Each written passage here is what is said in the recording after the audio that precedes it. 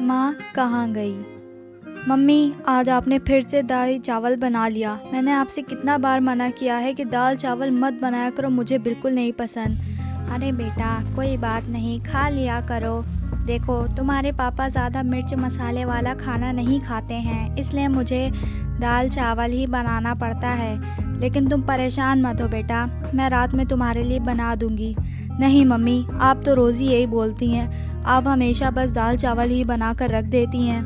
पर बेटा, मेरी बात मानो, तुम्हारे पापा नहीं खाते हैं, इसलिए मैं बनाती हूँ। पर कोई बात नहीं, आज मैं शाम को तुम जो कहोगे वो बनाऊँगी। नहीं मम्मी, मुझे नहीं खाना आज खाना। अरे बेटा, प्लीज़ खा लो ना। देखो, दाल चावल तो सेहत के लिए बहुत अच्छा होता है, हल्का भी होता है। गर्मियों में तो हल्का खाना ही खाना चाहिए, वरना सेहत बहुत ज़्यादा ख़राब हो जाती है। देखो अपने पापा को, उनका पेट ख़राब हो जाता है अगर वो ज़्यादा मिर्च मसाला वाला खा लेते हैं तो। अगर तुम भी खाओगे तो तुम भी बीमार पड़ जाओगे। ये बात सुनकर आरव एक 17 साल का बच्चा है जो अभी अपनी 11वीं कक्षा में पढ़ता है और उसे दाल चावल खाना बिल्कुल भी नहीं पसंद है, इसलिए वो अपनी मम्मी को आज बहुत परेशान कर रहा है। चलिए आगे की कहानी भी देख लेते हैं ताकि आपको और अच्छी लगे। आरव बहुत ज़िद्दी होता है। रोहित को तो जैसे अपना बचपन ही याद आ जाता है। अरे बेटा, खाना खा ले, देख मैंने तेरे लिए भरवा टिंडे बनाए हैं। छी, टिंडे मुझे तो बिल्कुल भी नहीं पसंद। मम्मी, आप ये क्या बना रही हो? आपको पता है ना कि मुझे टिंडे के नाम से ही नफ़रत है। अरे बेटा खा ले, तुझे पता है कि हरी सब्जियां खाने से ही शरीर में असली प्राण आते हैं। अगर तू हरी सब्ज़ी नहीं खाएगा तो कैसे बड़ा होगा?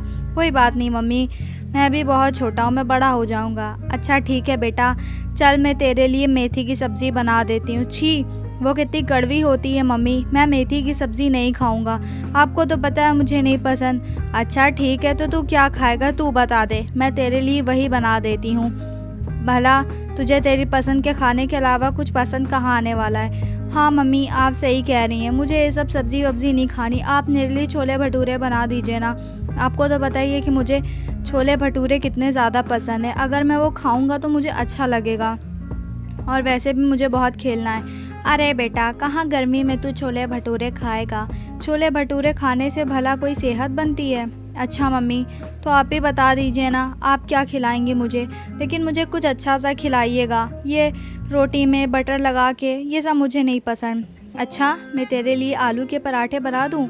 वाह मम्मी, आप कितनी चालाक हैं। आप पहले ही मुझे ये सारे ऑप्शंस दे दिया करिए ना, ताकि मैं अच्छे से खा सकूं। अब जाइए, मेरे लिए आलू के पराठे बना दीजिए। रोहित की माँ रोहित के लिए आलू के पराठे जल्दी से बनाकर वापस लेकर आती है। रोहित अपनी माँ से पूछता है, माँ आज ये पराठे कुछ अजीब से और हरे हरे से क्यों दिखाई दे रहे हैं? कैसे बनाए हैं आज तूने पराठे? क्या बेटा ये खाने में अच्छे नहीं हैं? तुझे अच्छे नहीं लगे? नहीं माँ, ये बहुत स्वादिष्ट हैं और बहुत अच्छे हैं। बेटा, जिस मेथी से तू बिचक रहा था उसी से आलू निकाल कर मैंने ये आलू के पराठे बनाए हैं। खा ले जल्दी से बेटा, और इसमें घी लगा ले, तुझे और पसंद आएंगे। और तुझे तो खेलने भी जाना है, तो घी ज़्यादा अच्छा होगा तेरी सेहत के लिए। अरे मम्मी, मेरे क्रिकेट के कोच ने मुझे बोला है कि डाइट चार्ट के हिसाब से खाना खाया करो, आप घी खिला रही हो मुझे।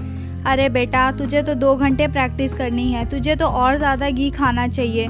चल मैं तेरे लिए एक और चम्मच इस पर घी लगा देती हूँ, खा ले, वरना तू थक जाएगा। गर्म बहुत हो रही है, पानी की बोतल भी लेकर जाइयो। पापा पापा, आप कहाँ खो गए? आइए वापस। रोहित अपने सपनों की यादों में खो गया था, अपने बचपन में चला गया था। पापा, आप अपने बचपन की यादों में खो गए थे क्या? मुझे तो ऐसे ही लगा। बताइए ना पापा। बेटा, मैं आज तुझे एक कहानी सुनाता हूँ। हाँ पापा, सुनाइए ना, मुझे आपकी कहानी सुनकर बहुत अच्छा लगेगा। मैं भी जानना चाहता हूँ मेरे पापा की बचपन की कहानी कैसे की है। चलिए पापा, मुझे जल्दी से बताइए ना। एक समय पहले की बात है, जब मैं ग्रेजुएशन कंप्लीट कर रहा था। लेकिन सुनने से पहले तुझे ये बात ध्यान में रखनी चाहिए कि तुझे अपनी माँ का हमेशा ख्याल रखना चाहिए बेटा। आज उसका जन्मदिन है, फिर भी वो तेरी ज़्यादा परवाह कर रही है, तेरी पसंद का खाना बना रही है, ना कि अपनी पसंद का। तुझे अपनी माँ का ख्याल रखना चाहिए। उसका भी जन्मदिन आया है आज, हमें भी उसका जन्मदिन मनाना चाहिए। वो तो तेरे जन्मदिन के लिए इतने दिन पहले से तैयारी करती है और तू है कि अपनी माँ के साथ उसके जन्मदिन वाले दिन खाना भी नहीं खा सकता। ये बात तो गलत है बेटा। चल अब मैं तुझे अपने बचपन की कहानी सुनाना शुरू करता हूँ। मैं छोटा था, मेरी ग्रेजुएशन कंप्लीट हुई थी। मेरे पास फ़ोन नहीं था, पर घर में लैंडलाइन वाला फ़ोन ज़रूर था, जिससे मैं अपने घर पे रोज़ बात किया करता था। लैंडलाइन का बिल भी ज़्यादा आता था, इसलिए मैं बहुत सोच समझ के फ़ोन करता था ताकि बिल ज़्यादा ना आए और पापा मुझे डांटे ना। पर मुझे कहाँ पता था कि ये लैंडलाइन मेरी ज़िंदगी बदल देगा। वैसे तुझे इतना इंटरेस्ट क्यों है मेरी कहानी सुनने में? तुझे तो ये सब सुनना पसंद ही नहीं है। मैंने लैंडलाइन से माँ को फ़ोन किया। अरे बेटा कहाँ है?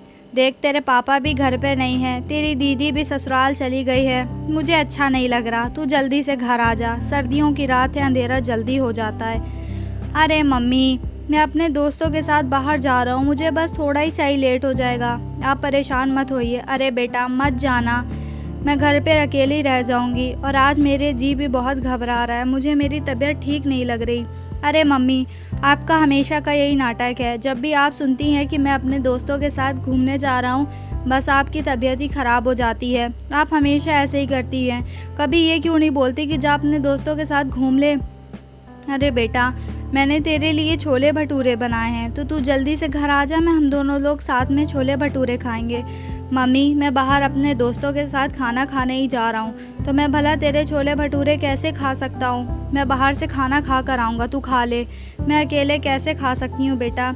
ये भी टूर पर गए हुए हैं और दीप्ति भी अपने ससुराल में है, तू भी नहीं आएगा तो मैं अकेले छोले भटूरे कैसे खाऊँगी? चल अच्छा ठीक है, अपना ख्याल रखना। उस दिन शायद मुझे मेरी माँ की बात सुनकर वापस घर आ जाना चाहिए था, क्योंकि वो मेरी ज़िंदगी का सबसे बुरा दिन था। मेरी माँ को अच्छा नहीं लग रहा था और तब भी मैंने ये बात उसकी नहीं मानी। मैं तो बस बाहर खेलने में मगन था अपने दोस्तों के साथ। ये उम्र ही ऐसी होती है कि बच्चे अपने दोस्तों से बहुत आकर्षित हो जाते हैं, माँ बाप के साथ बैठना भी पसंद नहीं करते। पर शायद वो मेरी ज़िंदगी की सबसे बड़ी गलती थी, जो तुझे शायद कभी नहीं करनी चाहिए। एक दिन जब मैं घर पहुंचा तो मैंने कुछ यूँ देखा कि घर का दरवाज़ा खुला हुआ था और माँ टेबल पर सर टिकाए बैठी हुई थी। मैं जैसे ही वापस अंदर गया तो मैंने माँ को आवाज़ दी, माँ माँ, और माँ नहीं बोली। जब मैंने माँ को छू कर देखा तो माँ का शरीर पूरा ठंडा पड़ा हुआ था, माँ के शरीर से प्राण निकल चुके थे। मैं गया, मैंने माँ को आवाज़ लगाई और वो ज़िंदगी का पहला दिन था जब माँ मेरी आवाज़ सुनकर नहीं आई। मेरा शरीर तो जैसे वहीं के वहीं सुन पड़ गया था। मैं वहीं रोने लगा। मैंने माँ से बोला, बेटा माँ, मुझे चल छोले भटूरे खिला दे, आज हम दोनों साथ में छोले भटूरे खाएंगे। पर माँ नहीं उठी। मैं इतना रोया, मैंने माँ को इतना जगाया, पर माँ उठी ही नहीं। बेटा तू ये क्यों नहीं समझता कि माँ बाप से बढ़कर ज़िंदगी में कुछ भी नहीं होता।